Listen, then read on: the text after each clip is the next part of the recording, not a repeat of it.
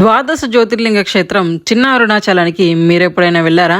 Bhadradri Kothagudem district Dummugudem మండలం నరసాపురం గ్రామంలో వెలిసినటువంటి చిన్న అరుణాచలం గురించి ఈరోజు మనం తెలుసుకుందాం.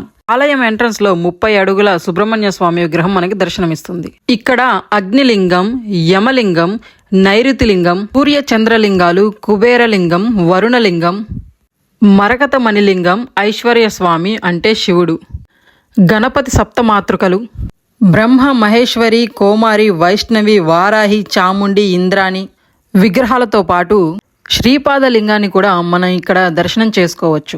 శ్రీచక్రలింగం, బదనారాయణుడితో పాటు ముక్కోటి ఏకాదశికి ఉత్తర ద్వారముఖ దర్శనం స్వామివారిది. అలాగే రాములవారి పాదములు, సీతారామ లక్ష్మణ దర్శనము, వామదేవ ముఖము గల శివలింగమును కూడా ఇక్కడ దర్శనం చేసుకోవచ్చు.